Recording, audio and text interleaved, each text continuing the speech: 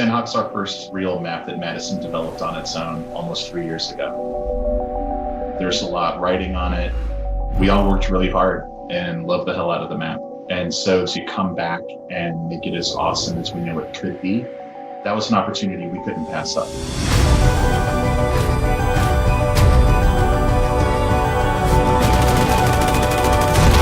The whole team was excited because there were a few pain points. We just needed to file down some of the rough edges, give it a little bit more story, give it a little bit more soul, and then while we're at it, let's just add new locations and make it as awesome as possible.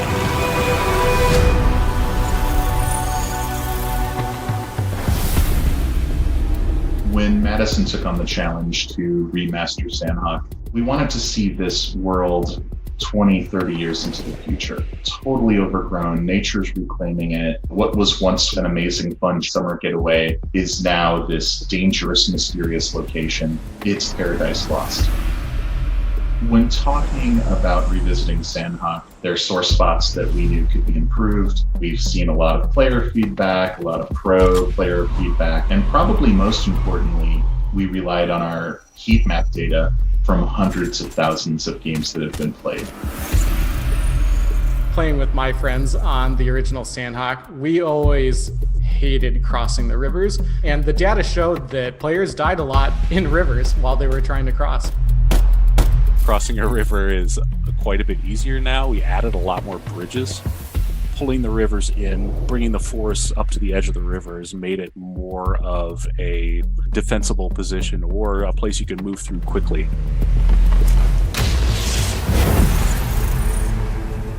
What's new with Pinon is that we have a completely reworked area that has now this multi-tiered parkour style gameplay that's really, really interesting. Do I run across the roofs? Do I hop down and take a different path? Do I try to cross the bridge? Do I try to hide in the water there? In previous Pinon, you were sort of forced to cross on 4 completely uncovered bridges. Now you can use the roofs, you can use the river, you have so many more options. Ruins, I felt like the design of that area was a bit confusing. It tended to be chaos in the beginning and you would lose a teammate or two. So we said to ourselves, what can we really do to help elevate this look, but then also have a really interesting design? We checked out a lot of real-life reference. Angkor Wat is one that people might be familiar with. We wanted to give the ruins just a visual weight that I think we were unable to capture in our first go-round. Now the ruins have been reworked to be large, monolithic, maze-like. What's great about ruins is it's very symmetrical. 4 major areas supports 4 squads. They're all starting from the same point. Truly the best squad will win fights in ruins. Central Boot Camp is going to be huge. You've got 2 loot trucks spawning there. It's totally being redesigned, so players are going to want to learn its secrets. As you work your way underground, you get to learn a little bit about the behind the scenes of the Battlegrounds games. How are these games run? Who are the people that hold these games? And there's a ton of high-level gear. I imagine that's going to get a lot of play, a lot of TDM, a lot of high-intensity action. Before Quarry was like a bowl, and if you were in the bowl, you were dead. So we provided lots more traversability in terms of ways to get in and out with rope bridges and ways to ramp up and down the different tiers of Quarry. So now there's not just the bottom and the top tier, there's a middle tier and then a tier above that as well.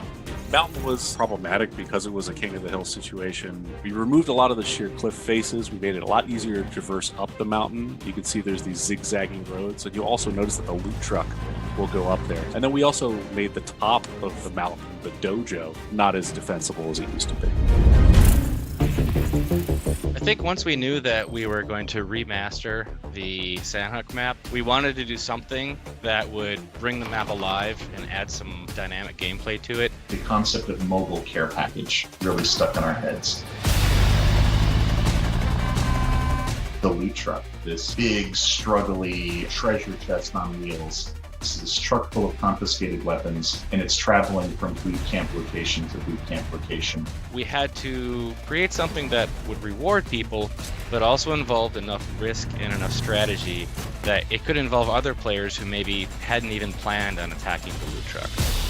We needed to balance the health of the truck so that a player couldn't just get a full reward by taking a couple shots with a rifle.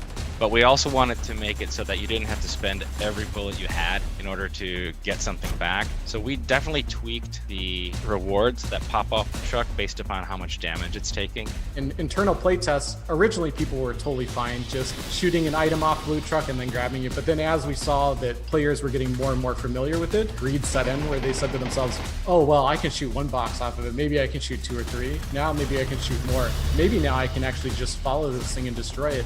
After we realized this was actually fun and we enjoyed having it, Dave was like, more loot trucks. We need more. Who's driving the loot truck? Well, that's a mystery, and I can't give away that answer yet. Docks, while really interesting to fight in, wasn't really seeing a lot of traffic in terms of people wanting to land there. We just took it as an opportunity to try and do something new, try and give our players something different. We wanted to change the feeling of the island from just a random military island to maybe what used to be a vacation destination. It's got it all. Poolside cabanas, old dirty hotels, and a beautiful boardwalk for players to contest. We also have the nightclub area, which kind of serves as like a huge treasure chest building if you can hold it for your team. And so it's difficult to get into it, but it's easy to defend once you're inside. If you go into the bar in the getaway, you got a really cool like vaporwave kind of 80s feel. If you look there, you might see a reference to someone called Lucky Dan. In order to tell the story we wanted to tell about the logistics of this Battlegrounds island, it made a lot of sense to introduce an airfield. How do supplies arrive? How do participants arrive? And with the airfield, it's kind of a no-brainer to introduce the Motoglider. The Motoglider really works in harmony with the loot truck, and seeing players kind of attack it from above, throwing grenades out of the Motoglider is very fun.